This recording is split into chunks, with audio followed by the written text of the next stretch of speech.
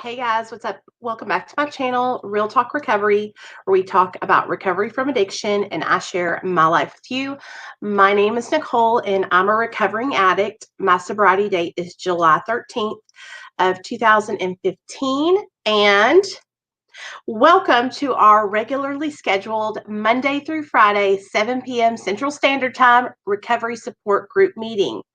Tonight, you guys, we are going to be talking about a slippery slope. A slippery slope. Um, can any of you guys guess what the topic's going to be about just by that title? A slippery slope. Well, I'm not going to tell you yet because I want to wait for everybody to get in here. But I'll just tell you this. A lot of us have dealt with this before. All of us struggle with it. And yeah, we're going to talk about that tonight. Hey, Lisa. Hey, Barb. Barb, I remember it's you, girl, every time I see that. And hey, Fish. What's up, Gary the Fish? How you doing, baby? I hope you guys are all having an amazing Monday. There we go. So I just linked Patreon in the chat. If any of you guys are interested in joining Patreon, it's $2 a month at the lowest tier. And then it goes up on whatever tier level you want to join. But at the $5 tier and up, we do daily workouts. And me and Lisa and Mama and Jana worked out today with Nick from First Step Recovery and Fitness. And let me just tell you guys something. He kicked my ass today. I literally thought I was going to die. Hey, Melissa, what's up, girl? I thought I was going to die, you guys. So, but I'm getting so much stronger. Even though we slacked last week, we're back on our grind. I'm getting so much stronger, you guys. I can do burpees. I can do plank holds, and I could not do that 30 days ago. Do y'all remember? 30 days ago, I couldn't even do a jumping jack. So I'm like, hey!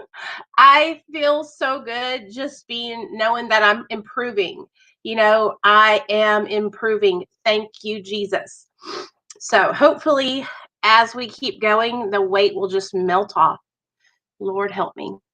You know, getting older, you guys, is no joke. When I was young, like in my 20s, I could start a diet and do a little bit of exercise, like taking walks and stuff. The weight would just melt off my body. But now that I'm almost 40, shit. That's not how it is now. Now the struggle is real. The struggle is real. The struggle is no fucking joke. So, what we're going to do is I'm going to wait for everybody to get here. Let me go onto Facebook and see what's going on over here.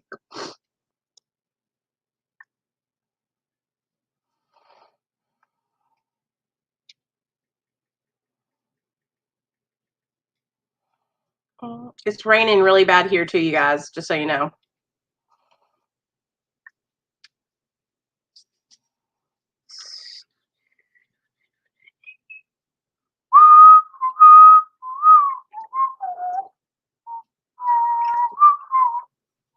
Hold on.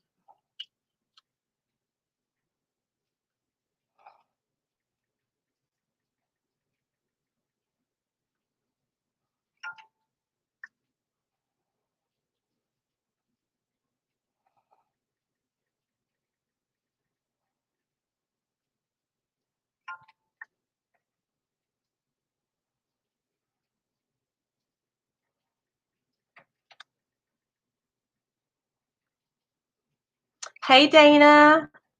Girl, it is pouring here too, sis. Pouring. Pouring.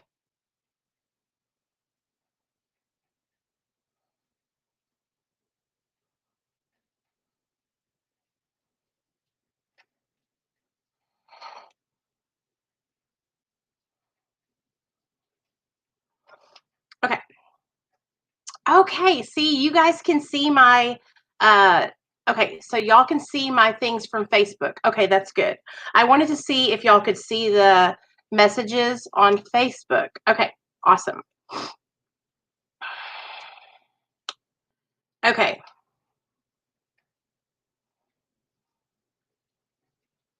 All right. So today, this morning, Sandman messaged me this morning, and he was like, "Hey, Nicole, why don't you talk about, alcoholism and addiction, like alcoholism and drug addiction?"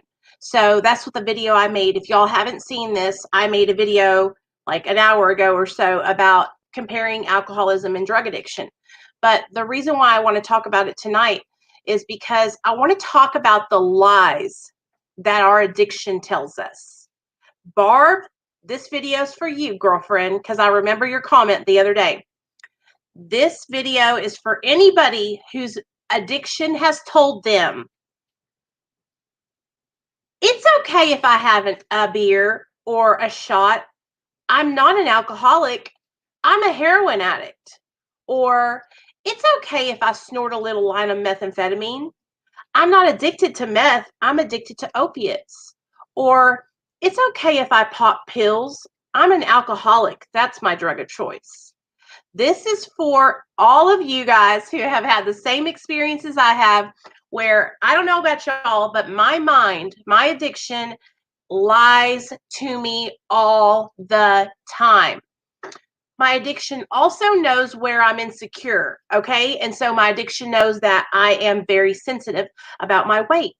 So my addiction will lie to me and say, well, if you want to lose weight, all you have to do is go to the doctor and get on some of those speed pills, Adipex, or nobody will know if you just do it one time, right? And one of the things that I see happening the most, also shout out to Cam. I talked to Cam on the phone today, and he also inspired this video. He was talking to me about how he had been sober from heroin for some time, and he thought, well, I was a heroin addict and I can just drink a little bit and it won't be that big of a deal, right? And so he started drinking, and the next thing you know, his addiction had shifted from heroin addiction to alcoholism. And so that's the slippery slope that I want to talk to you guys about tonight. I want to talk to you about how,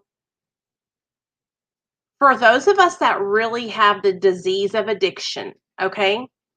Now, there's a difference. There's a difference between somebody who abuses drugs and alcohol and someone who has the sickness, the disease, okay? I have the disease of addiction. When I pick up any substance, whether it's a drink or a drug, and I take it into my body, and that feeling is produced, something clicks in my mind that says, more, more, more, give me more, give me more, Hey, Jesse, what's up? Thanks for being here. And when that switch comes on, right, I'm literally in overdrive. Like, I am seeking that substance out no matter what. I also heard somebody say the other day, and I've heard this when I was in treatment all the time, you guys. If I would just put as much effort as I did into my recovery as I did into seeking out drugs, then I would be untouchable. That goes for everybody in here. If you will just put as much effort in to getting sober and staying sober as you did into searching for that dope and chasing down the dope man, driving all across town to get it, waiting for 25 hours for the dope man to wake up, then you will be able to achieve sobriety. But you have to want it just like you wanted to get high. Okay? You remember that feeling when you used to get fucked up and you were like, I got to get that feeling again? You got to start wanting that feeling for your recovery. Well, Nicole, I don't know how to get that feeling for sobriety. Sobriety doesn't make me feel like drugs do, right? I can help you with that, because sobriety can make you feel good. Helping others will give you purpose, and it'll give you drive, and it'll inspire you, okay? And so here's the thing. A lot of the times, you guys, when we get sober, at the very beginning, it's tough, okay? It's tough because, well, we have been using drugs for years, right? And so when we're trying to get sober and get transitioned into our recovery lifestyle, it's like we have to relearn all these things that we learned to do negatively, right? So when we're getting high, we practiced. How many of you guys were just born knowing how to shoot drugs up? How many of y'all came out of your mom's vajayjay smoking a crack pipe or doing a line of cocaine or smoking a joint? None of us were born knowing how to do those behaviors. Those were learned behaviors. We had to practice learning how to roll the perfect joint or smoke off the perfect pipe, right? You had to practice those things. So just like you practiced staying fucked up, you have to practice staying sober.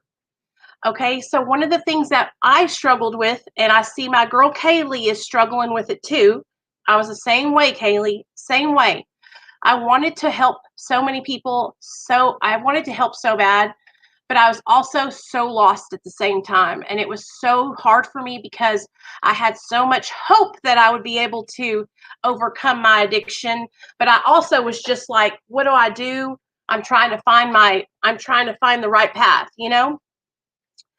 And so one of the things that helped me the most, you guys, like, is finding another woman that I looked up to, or man, whatever you are, man or woman, that I looked up to that could take me and help me and guide me, because my mind was so messed up. Like, I was just hurting so bad inside. All I could do was cry all the time. It was like nonstop crying. All I could think about was how I hurt my family, how I hurt my son, how I hurt my parents, how I disappointed them, you know? Hey, I want to say, but I'm afraid to talk about stuff. Hey, it's okay, man. YouTube comment writer with no life. You can just stay in here and listen, okay? I really appreciate you for commenting and even saying anything, okay? You're welcome here anytime. Because here's the thing, you guys, like, I had so much hatred for myself because I knew how bad I had hurt my family. I knew how bad I had hurt my son.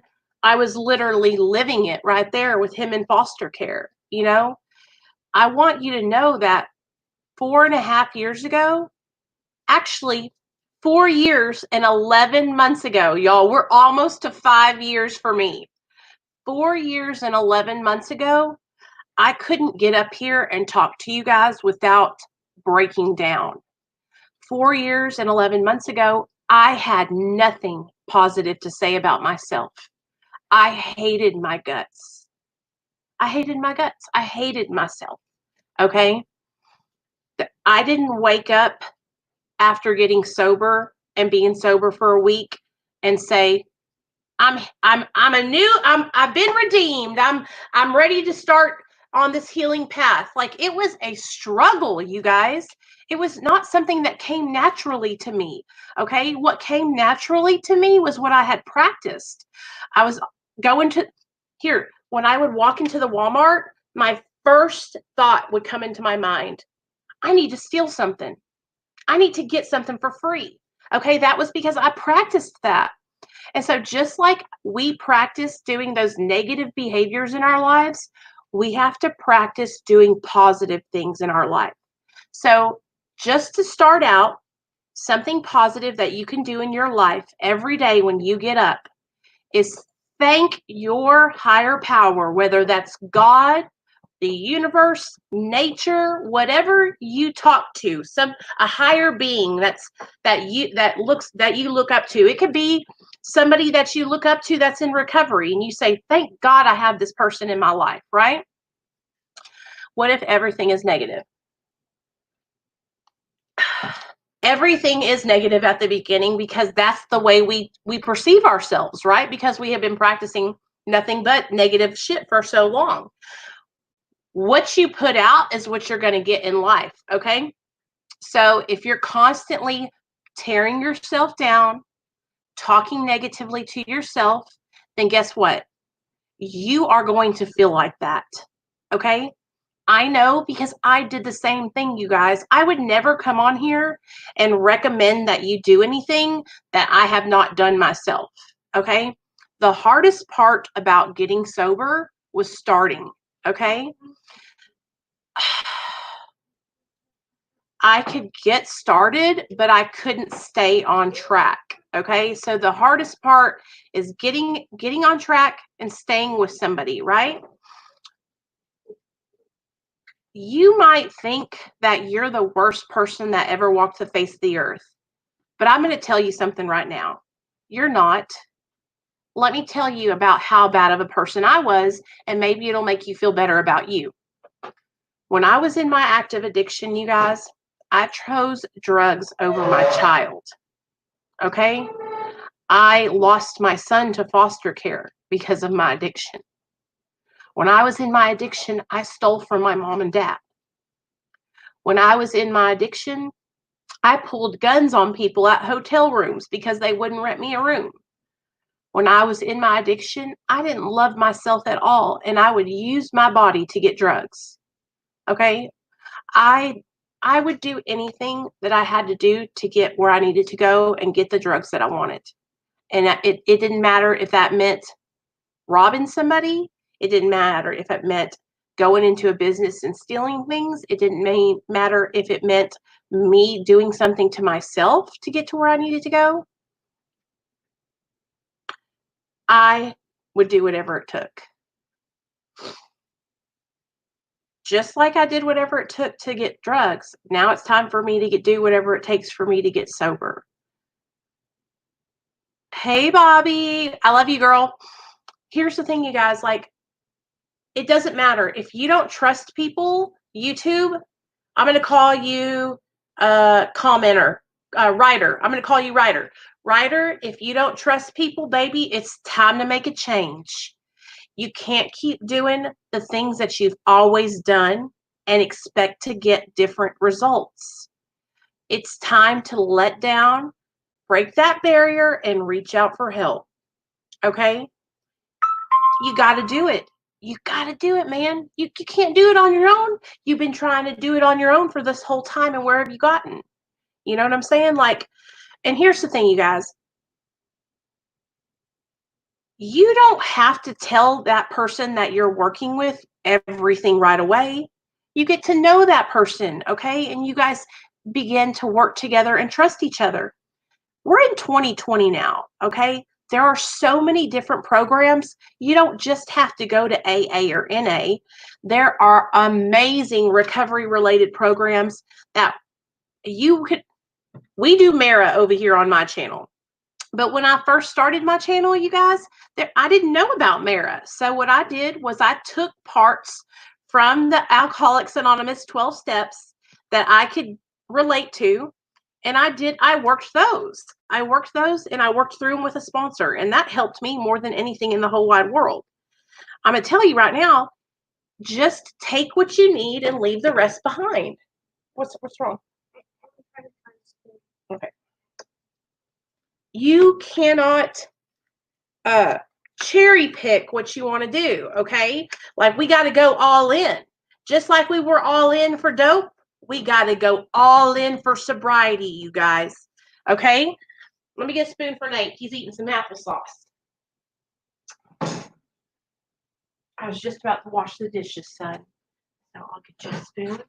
Rinse it off real fast.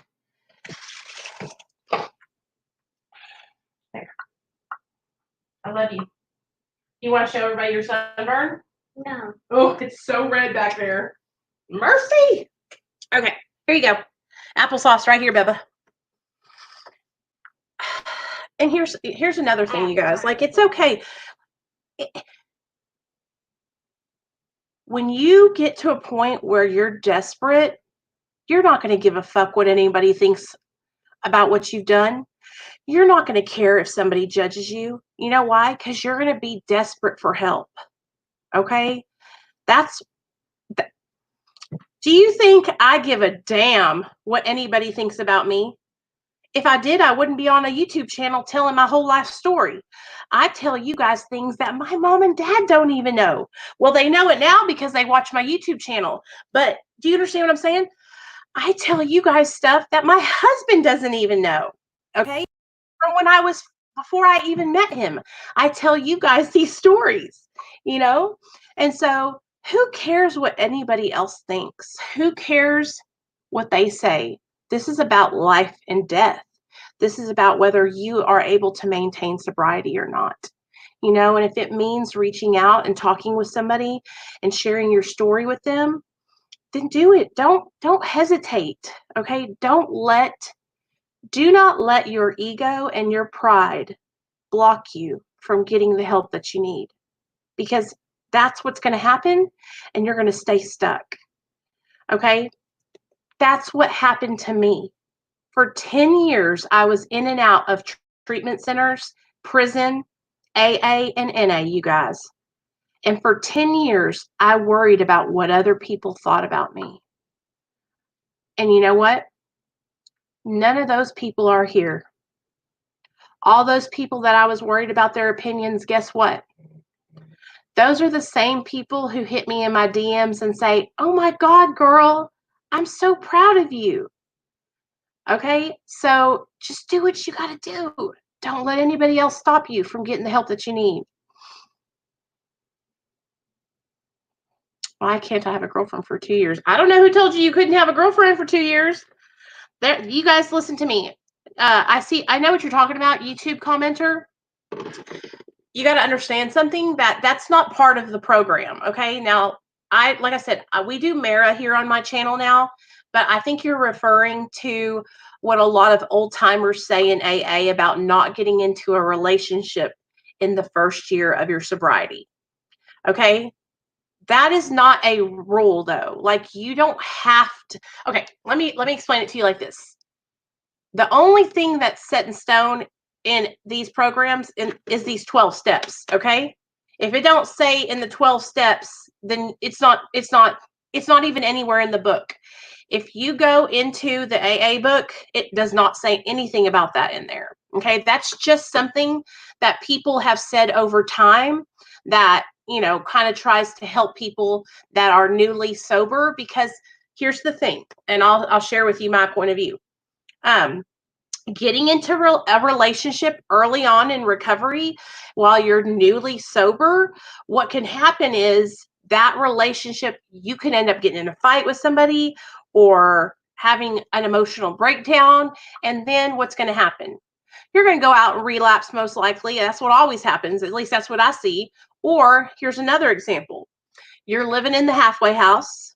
Let's say it's a co-ed halfway house. There's other girls in there, and you're a guy, and you're hooking up with the girls. And so now what you're doing is you're not focusing on your sobriety. Anybody that wants to know where their wrench is at, go into the Patreon Hangouts chat and read what I wrote.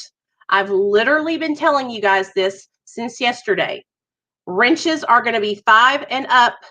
Anything underneath that, because there's too many of y'all. There's 42 people in the Patreon.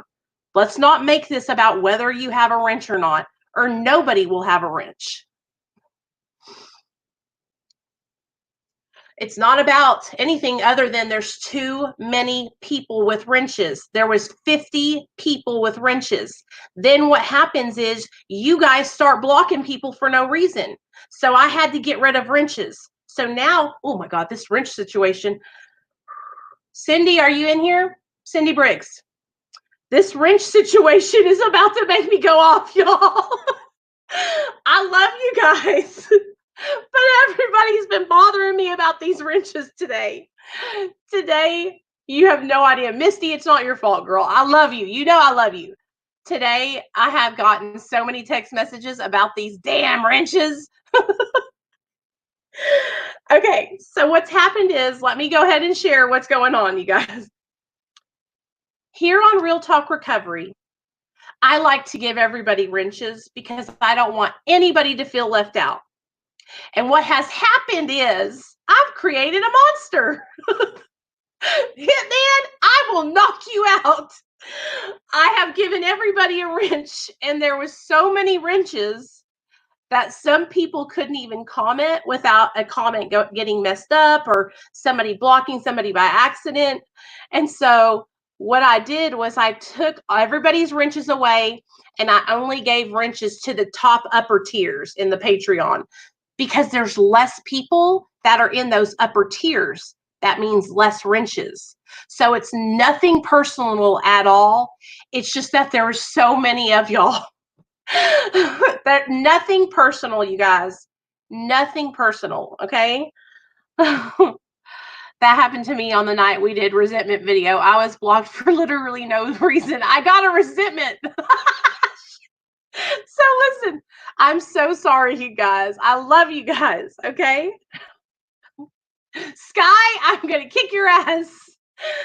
So, Misty, it's not your fault. Like, you just came in and said it, and I was just like, because today, let me tell y'all what happened.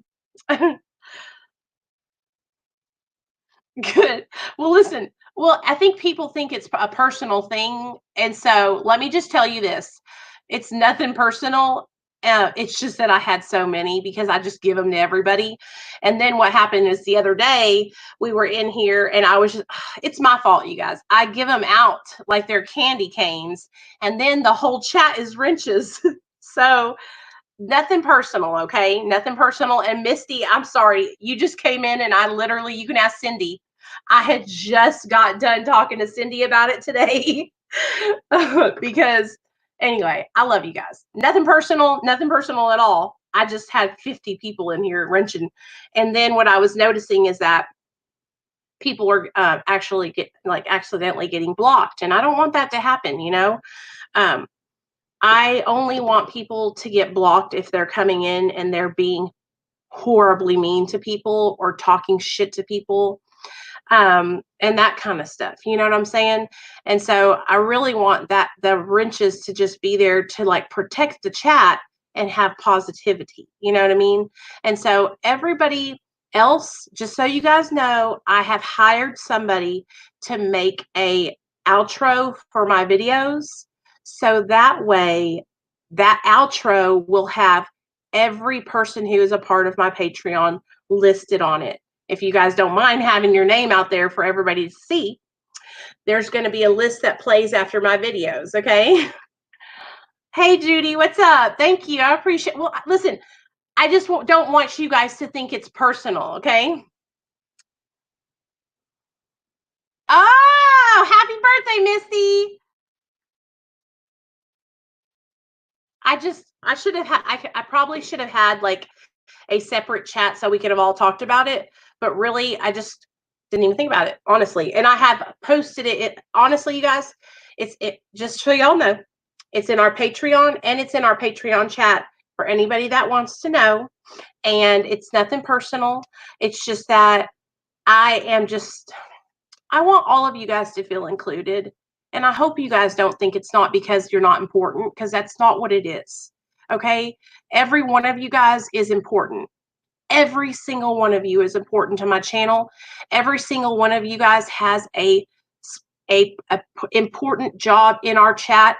Like, especially all my regulars, you guys know who you are, that greet every new person, like YouTube comment writer with no life. When you came in here, everybody saw that you were new, and so they all welcomed you. That is like what we do here on my channel. And so every one of you guys is important to my channel in the chat. So please know that it's nothing personal. I just sometimes I get out of control and I want to give everybody something. And then what happens is it's like, oh Lord, it just becomes too much. Okay. Okay. Yeah, we all know about Crocodile. Actually, doesn't that like rot your let me get the link. If anybody wants to come up and share, I'm going to get the link really quickly. And so if any of you guys want to come up here and share tonight, you're more than welcome to. So hold on just a second.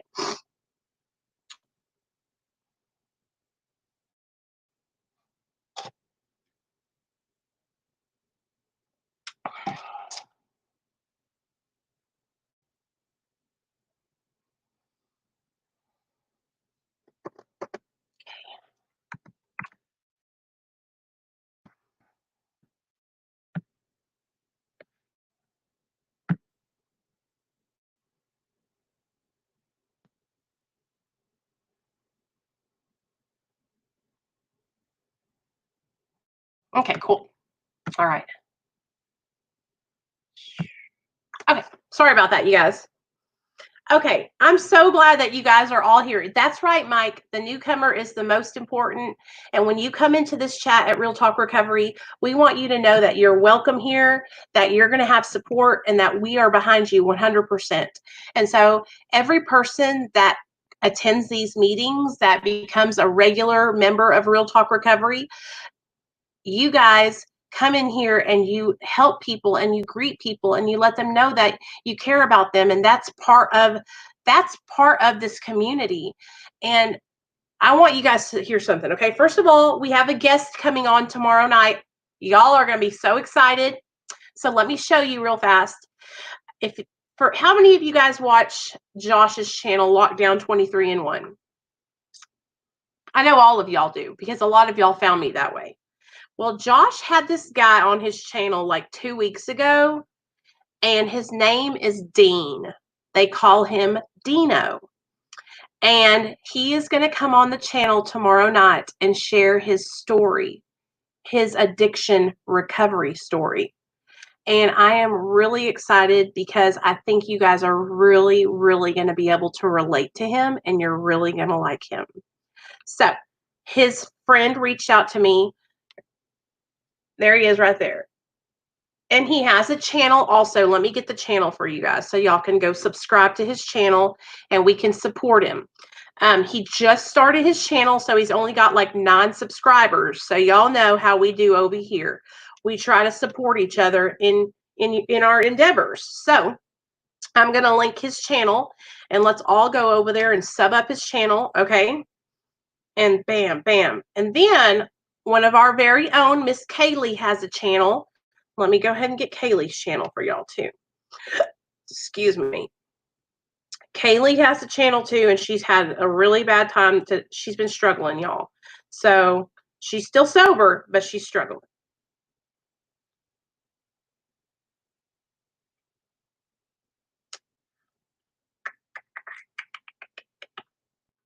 Y'all know how I am.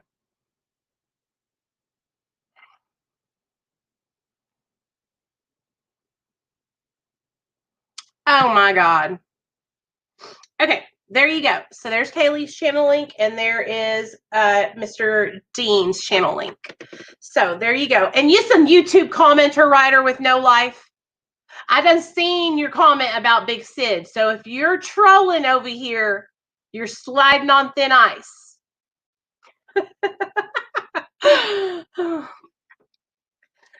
And don't listen to me, you guys. We don't talk about nobody else's channels over here in a negative way. So if you're here to talk about Big Sid's channel, go talk about that on his channel. This is a recovery channel. We talk about recovery from addiction.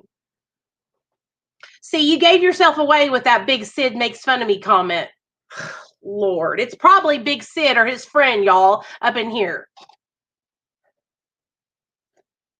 Anyway, I'm going to give you the benefit of the doubt right now, honey.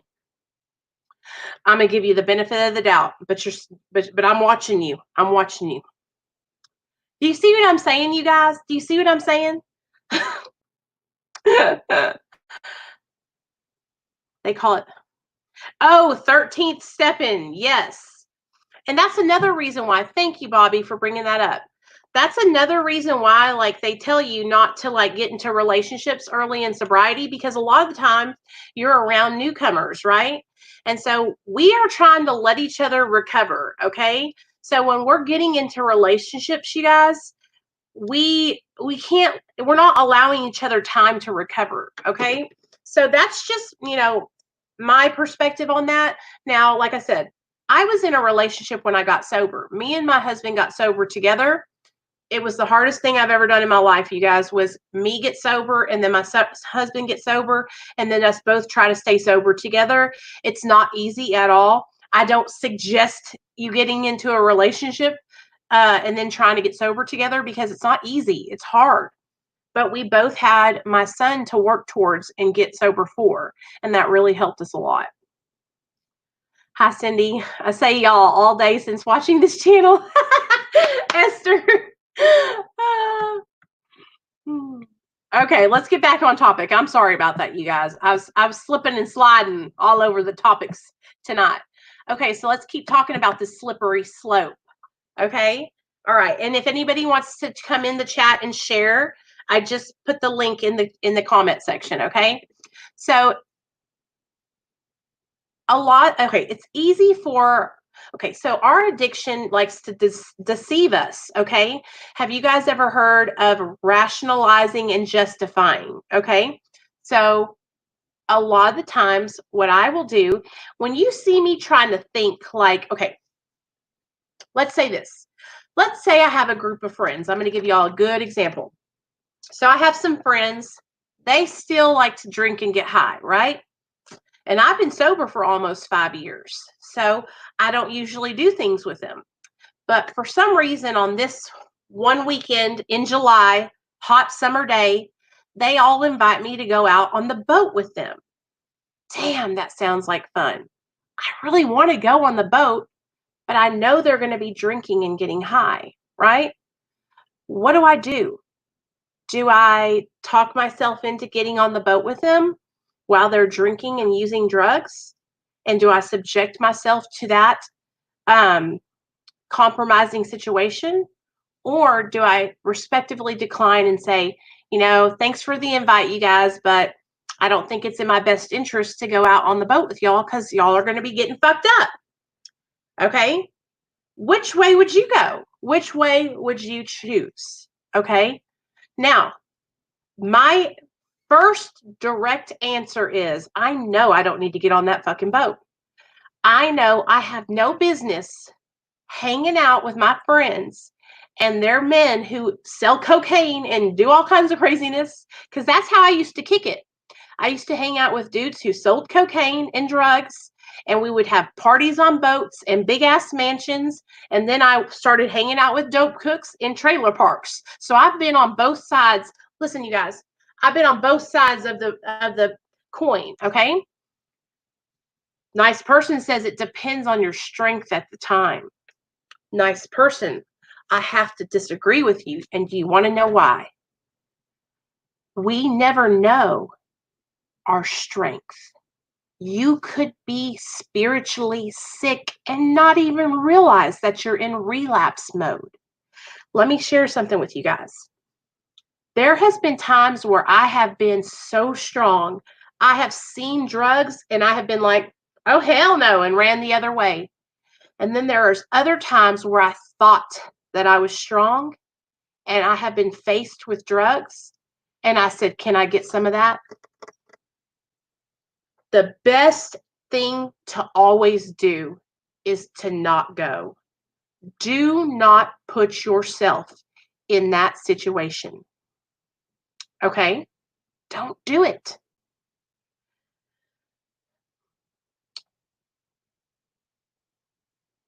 If it was about being strong, if it was about having willpower and strength, you guys, we would have all been sober 10 years ago. Think about this, okay? Think about it. Think about all the times you tried to willpower your way into sobriety. You tried to try your hardest with all your might to just say no. Think about it.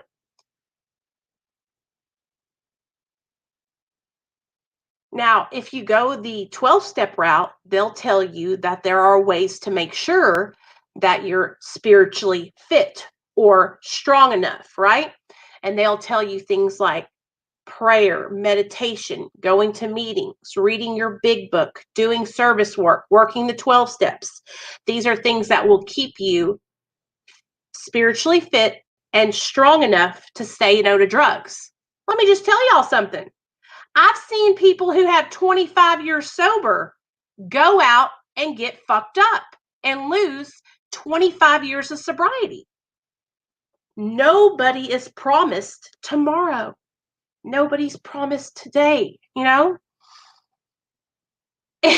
Nice person says, I agree. I have no friends that do dope, so I don't ever fall into that situation.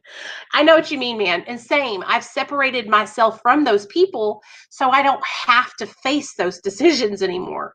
Because honestly, it can get difficult, you guys. It can be difficult to say no to those kind of things, especially when you got friends that are they're doing things like I said, here's the thing. In my family that lives in Hot Springs, there's the lake. Everybody goes out on the boats. Everybody drinks. It's just like a big party, right?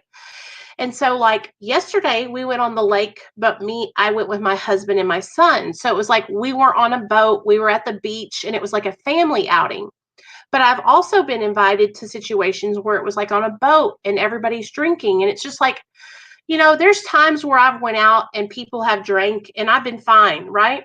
There's also times where people have drank in front of me and the thought has come into my mind, like, I wonder if I could just have a beer, you know? And listen to me, you guys. I understand that some people can drink and they don't go off the deep end. But I'm an alcoholic and a drug addict, okay? When I drink, I don't drink just to have a good sip of beer on a hot summer day.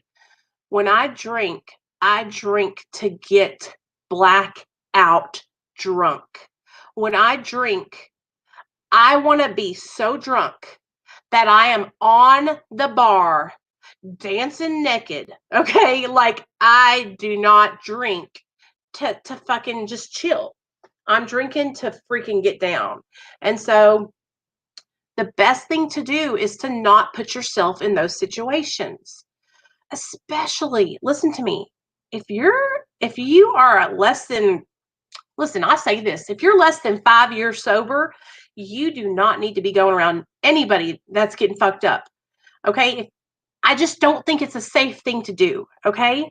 Also, here's the thing, you guys. Like, I have friends today that they know I'm in recovery and they want to respect me and they want to do things that I enjoy doing. I've had to make new friends that don't get fucked up because for so many years, love you, Kaylee. Have a good night, girl. See you later. For so many years, that's all I did was surround myself with people who were drinking and drugging. And where did that get me, you guys? Where did that get me? All those years. Does that mean those people are not good people? No, I was a good person and I was drinking and drugging. But for me, a person who has the disease of addiction, it is very unhealthy for me to be around other people that are getting fucked up. It's not conducive to my sobriety. I want to be with people who are going to lift me up and encourage me to keep doing the next right thing. I want to be with people like you guys, who say, you know what, Nicole? We don't need drugs and alcohol to have a good time. We can fucking have fun sober. I want to make people feel good sober. I want to make you guys laugh and smile sober. I want to give you me sober. And that's because today I know that I have something to give today. And when I was in my addiction, I didn't have that because I didn't feel good about myself. I didn't love myself. Today I have something to give and I want to give that to everybody. I want to share that with as many people as I can. But when I was getting fucked up, I couldn't do that, because I didn't feel that way. I felt alone. I felt like I was nothing. And today I don't feel like that. Today I know that I'm something. Today I know that I'm helping other people. And I know that because I have you guys here. So, sorry, I don't mean to get emotional. I remember how hard it was at the beginning of my sobriety. And I don't want you guys to ever think that I forgot what it was like. I remember the only difference between me and you guys is whenever I was at the beginning of my sobriety, I didn't have a Facebook, I didn't have an Instagram, and I didn't have a YouTube. I was strictly with my sponsor, going to meetings 3 times a week. I was strictly working my ass off to get custody of my son back. I was in fucking tunnel vision mode. The only focus I had was getting sober, getting my son, and getting a job and paying off my fines and becoming a fucking member of society. You know?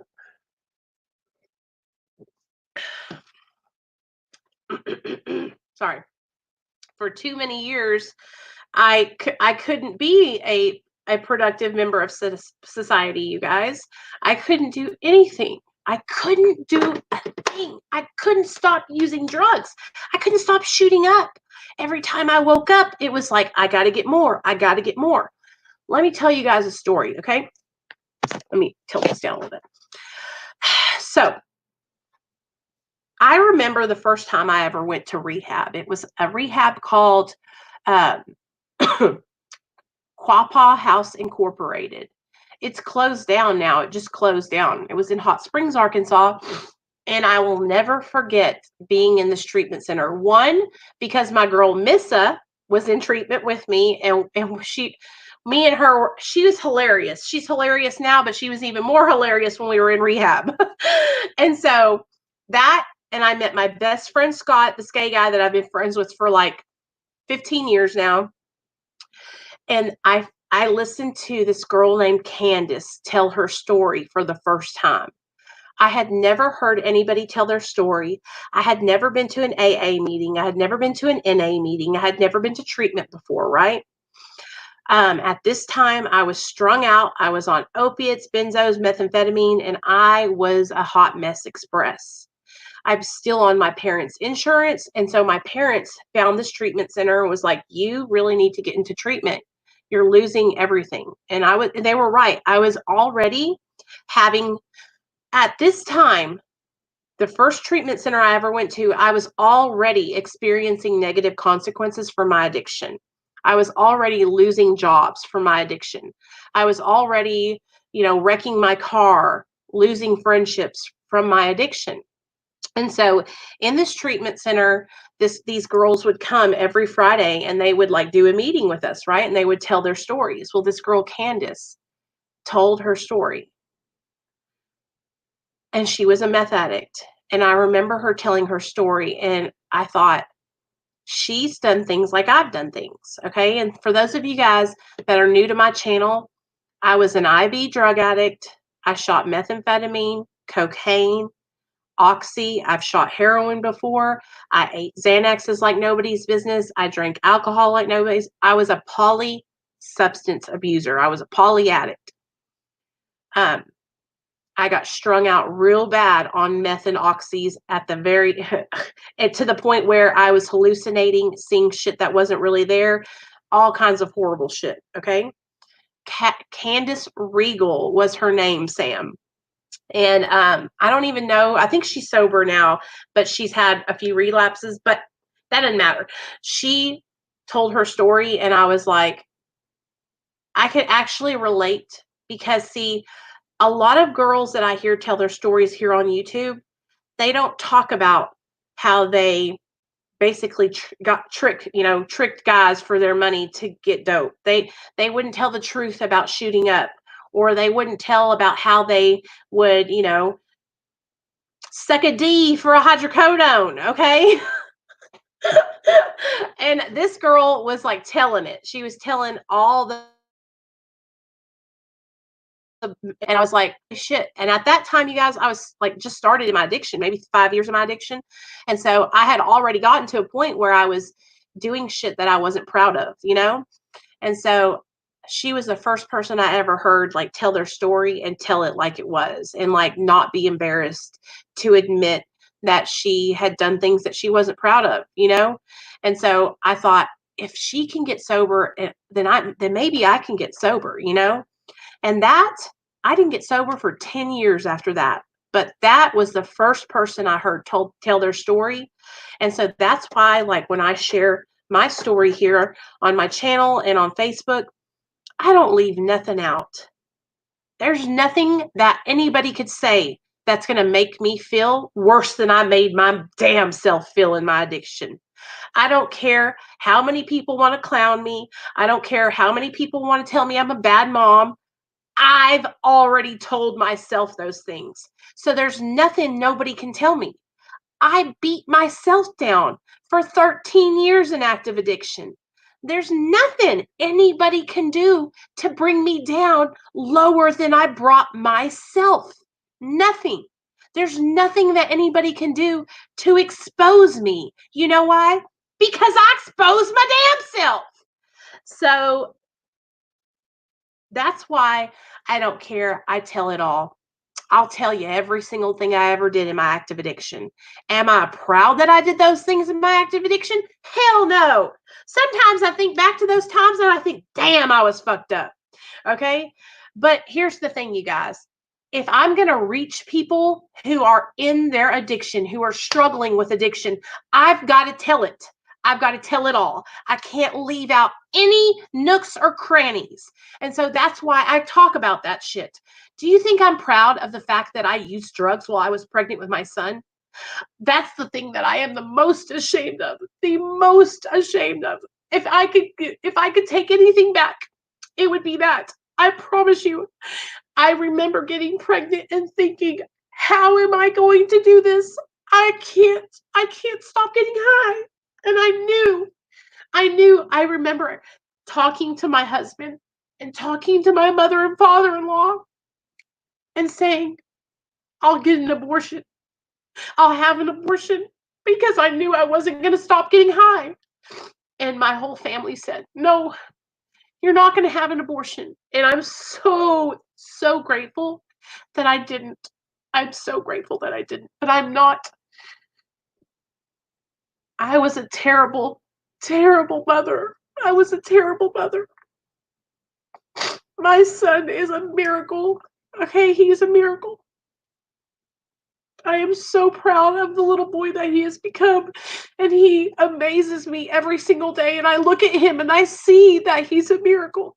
I know that God saved him from me, and that's why he had to be taken from me, because I didn't appreciate the life that God gave me or my son, and I was taking my own son for granted. And so I had to have him taken from me to wake me up.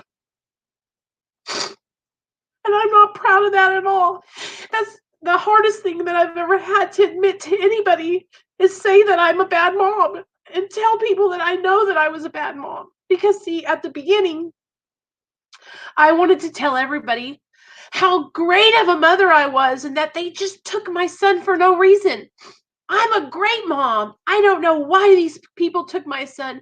I would never hurt my son. And I was on this whole brigade to say, prove other people wrong about how they took my son unjustly, right? And I remember walking into the treatment center and sitting down in a group.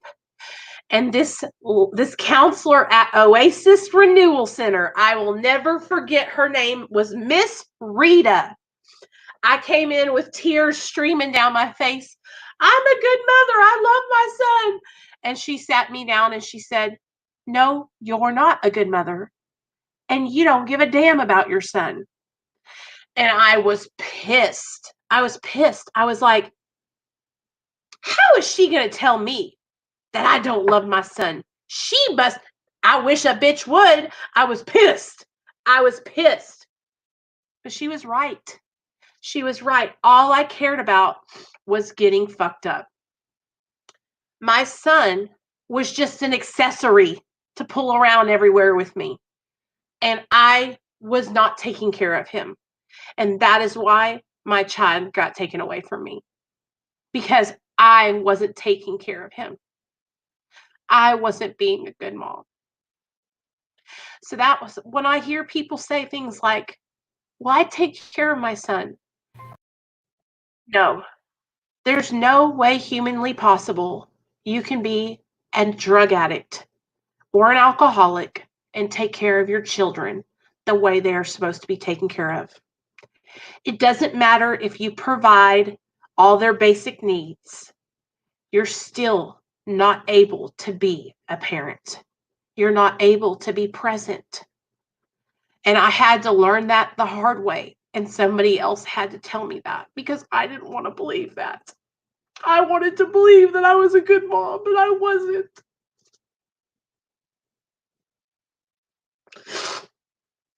It doesn't matter how much you buy your kids or give them or pay them money or give them allowance or whatever. It doesn't matter if you show up at their basketball games and you're fucked up. Guess what? They know. They know that you're fucked up and they know it. And they feel that and that hurts them. And they think that you're doing it because you don't love them. I know this because I've talked with so many kids who have parents who are in their addiction.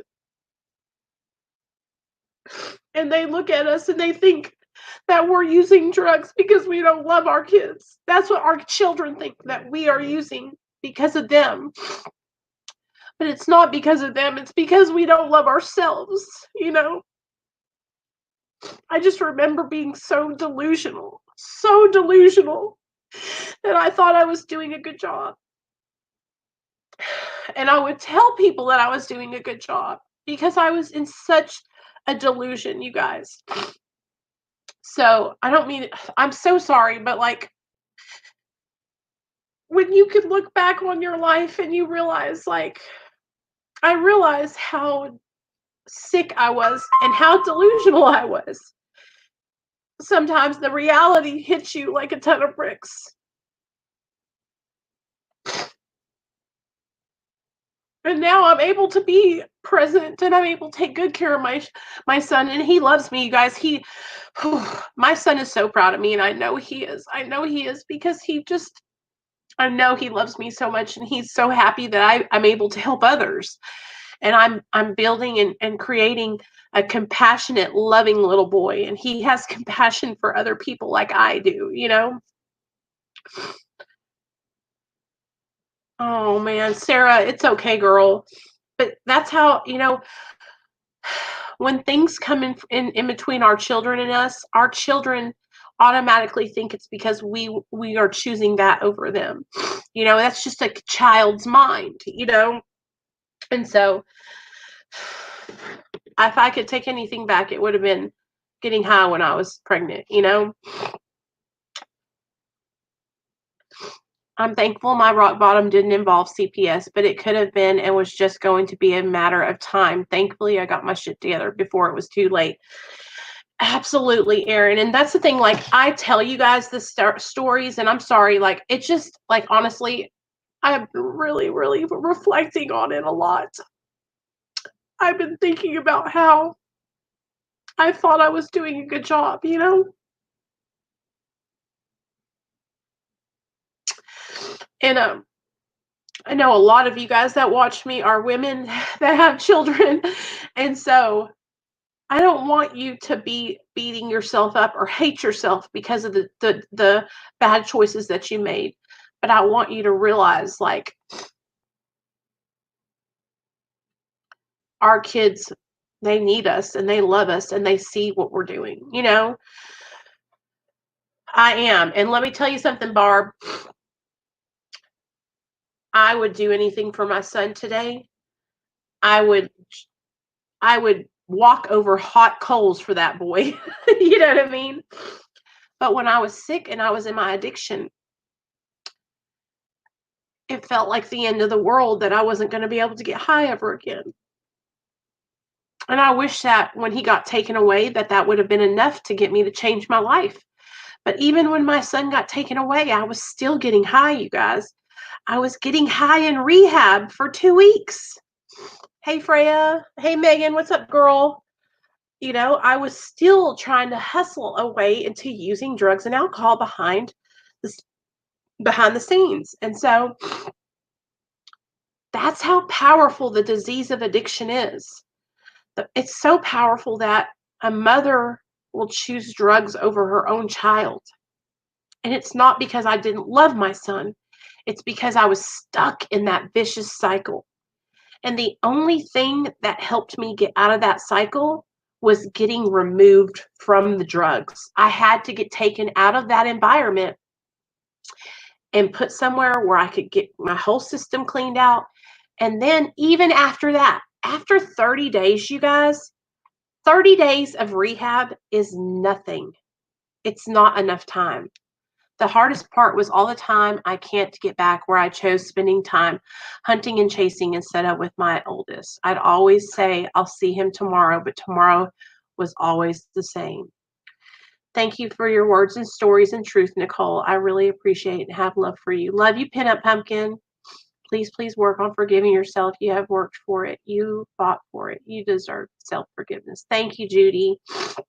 Here's the thing, you guys. Like, I don't hate myself anymore. Please don't think that I hate myself.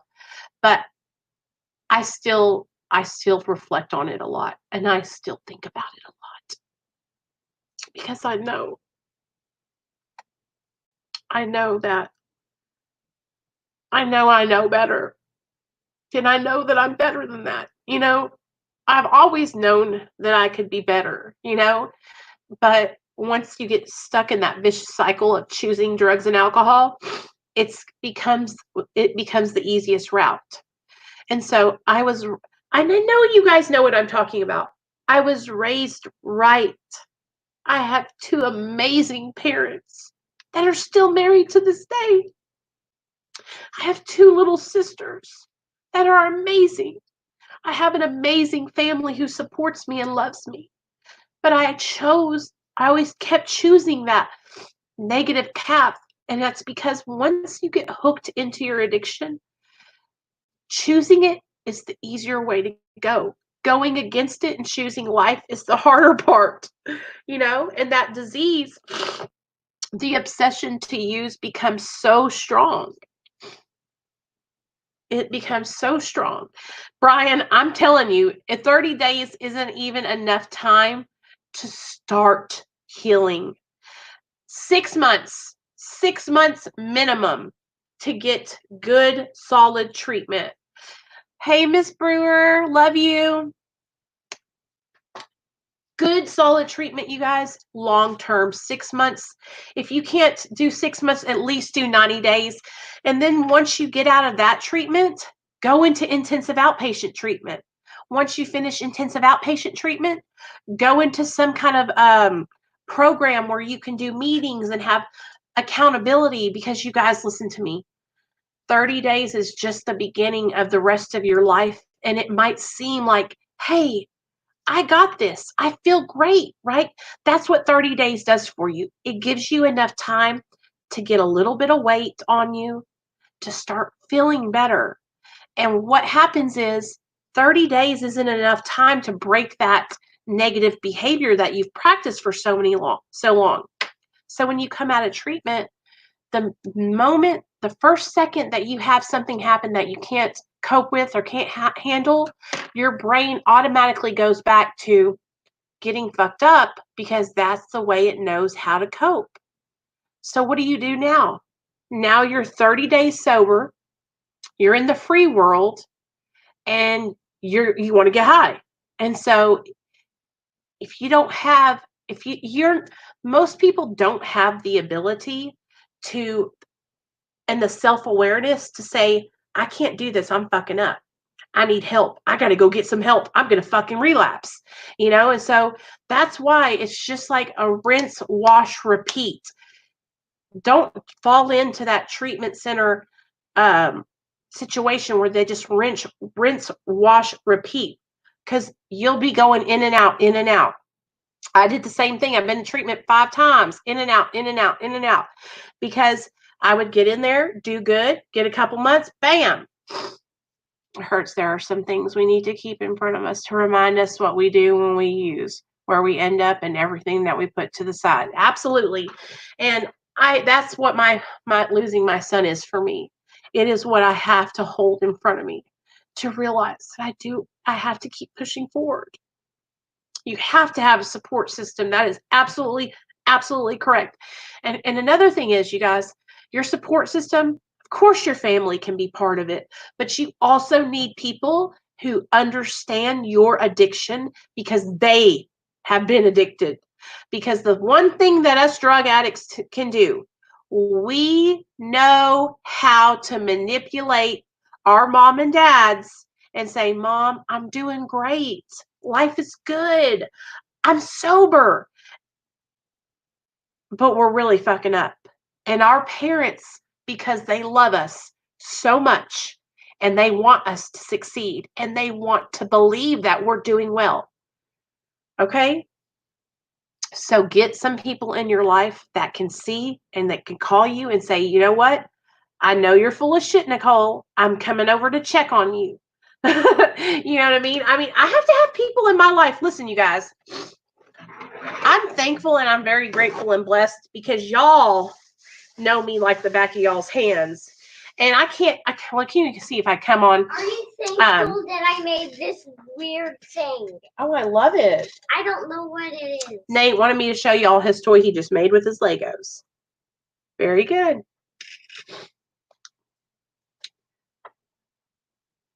Yeah. Quit doing that, you nasty. It's pretty good though. I was the same way, Megan. I thought they're making me have energy. I'm able to take a better care of. Blah. It's all a lie. It's all a lie. Tracy says, good work, Nate. Say hi to everybody, buddy. Are you hiding? You say good work of this box. I don't know why he gets so shy. We got sunburned so bad yesterday, you guys. I made a mom mistake yesterday and I forgot sunblock. And let me just tell you, never again. My little white boy over here, I have to put sunblock on him. I don't burn, I just get browner. But Nate and his daddy, they turned red as a beet. You said good job. You say something. You say good job for the. Oh, you guys, listen to this. Tracy, just so y'all know, Tracy is from. I went to high school with Tracy. Miss Brewer is my old boss when I used to work for Kroger, and Rochelle is my cousin Bobby. So we got people from my real life up in this piece. You guys, listen. If any of you guys that know me from high school or knew me when I was in my active addiction, Miss Brewer, Tracy, Rochelle, if any of you guys want to ever come on my channel and share about your experience loving somebody who has an addiction, y'all are always welcome on my channel. Just so you guys know, Miss Brewer's son is in recovery and he's been sober for a while now and he's able to sponsor people. So she has a lot of experience with being the mother of somebody who has struggles with addiction. And so also Tracy has been in relationships with people who struggle with addiction. And she's also a registered nurse. And so she's got some smarts behind her too on the addiction front. And Rochelle and I were in our addiction together. And she got sober before I did. We met back up and found each other. Then she relapsed, then I relapsed. And now we're sober again. Crazy, huh, guys? But you know what the best thing about it is that all my people from my real life that knew me when I was in my active addiction, they will tell you, like, even though I was in my active addiction, and this is the same for you guys. Like, I'm a good person. I've always been a good person. I was just lost. I just didn't know my full potential. And so I used drugs and alcohol because I thought that it would make me better. I thought that I was more fun. I thought that I worked faster and harder. And I didn't realize how much it fucked my life up, you know? And I didn't realize how much it fucked my life up until it was too late. And I was already fucking everything up, you know? I have had so many amazing jobs where my bosses have taken chances on me because of what a great worker I was. But my addiction always got in the way. And so I'm so grateful because today I'm sober and nothing's going to get in my way. Nothing's going to get in my way with this YouTube channel. Nothing's going to get in my way with my jobs. Nothing's going to get in my way of being a mom or a wife or a daughter. I'm going to keep doing the right thing, you know?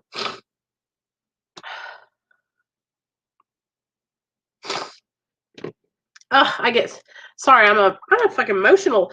So anyway, I love you guys. So I hope you guys all enjoyed our little cry fest today. Tells me I'm a good person, just doing bad things. Barb, exactly. And you know what?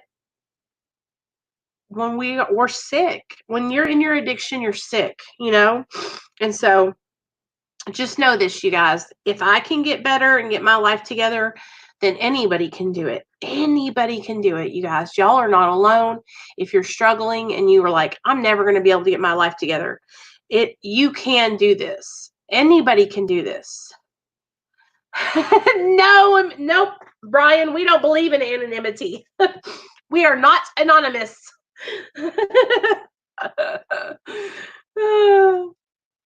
In fact, if any of you guys want, I love you too, Tracy.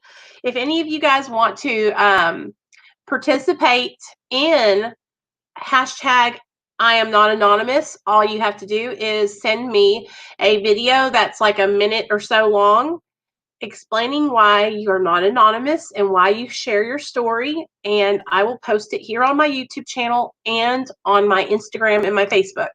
So if you want to participate, just send me a video. Hashtag I am not anonymous. Oh yeah, exactly. You know, and that's the thing, like, isn't it crazy how, like, when I was in my active addiction, like, I think somebody else already said that. I thought that drugs, like, made me better, you know, and I thought that they were, like, a positive. But then it's like everything, it just turns on you, you know, and it was never a positive in the beginning, but you talk yourself into believing that, you know, and that's what I always did. I was talk myself into it. So, hey, let's talk about what we're going to do tomorrow, you guys, okay? I got on a whole tangent there, okay, at the end. But I get into something and I got to share it, you know? So, tomorrow we got a guest coming on. Like I was telling you guys, Dean. I really want you guys to go subscribe to his channel. Let me get the I think y'all are going to really, really like him. There's his channel link. I made him lose his company, cheated on him, and he still loves me. He doesn't use drugs. We have been married for 30 years. Barb, you got a good man, girl. You got a good man. And you know what? Here's the thing, Barb. You don't have to keep going in that same direction. You can change your life and you can never look back on those times. You can look back on it just to say, that's where I used to be, but look where I am now.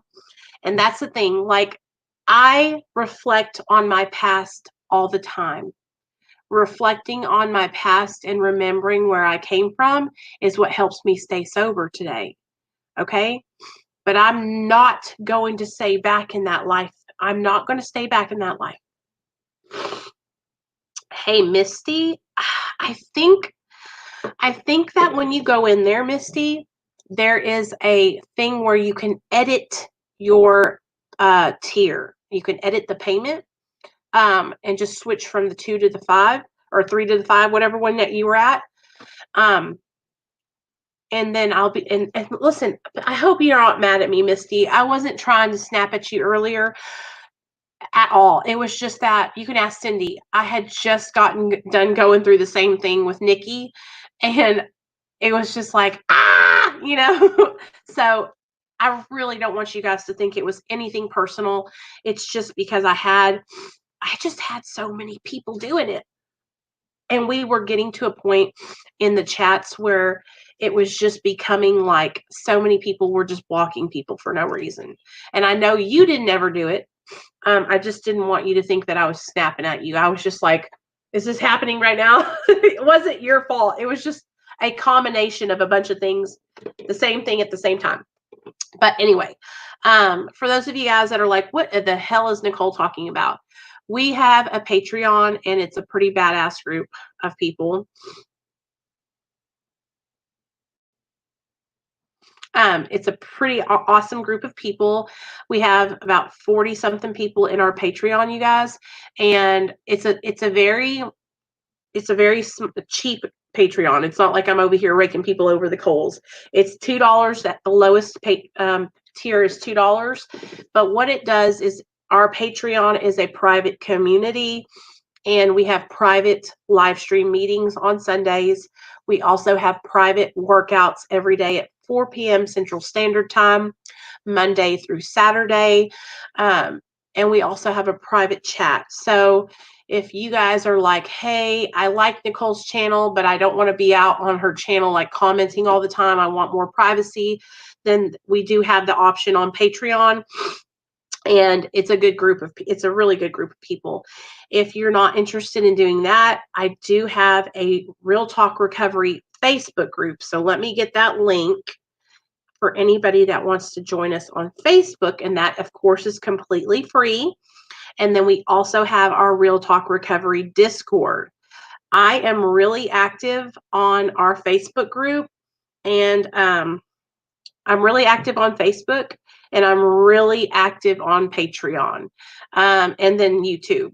But if you are wanting to have a community where you can be a part of, Facebook or Patreon is your best bet, because that's where we all are. That's where all of us are at. So we have a really fucking badass group of people. And I don't know, man, I'm just so thankful to have you guys. Like, we have a good, solid group here on Real Talk Recovery. We have people that really want to stay sober, that really want to help each other.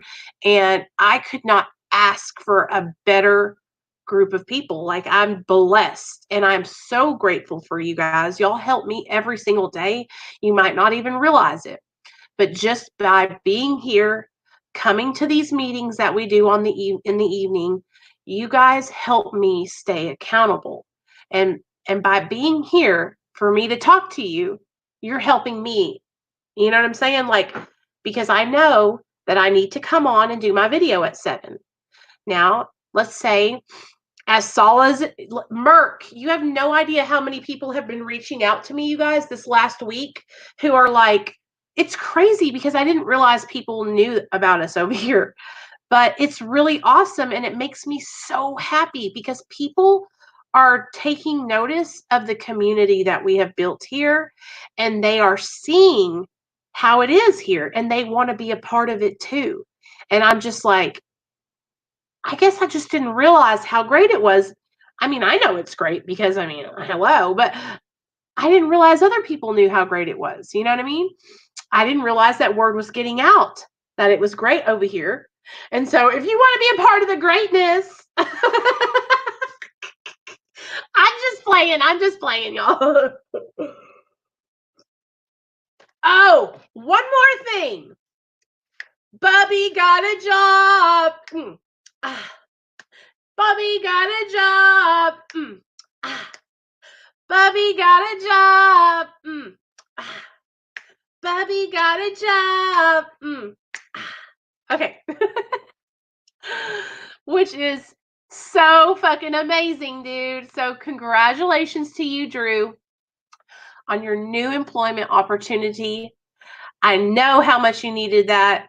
That's the fucking bomb, dude. Here's the thing. I knew if you just kept doing the right thing, filled out those applications, went after it, that you would get a job.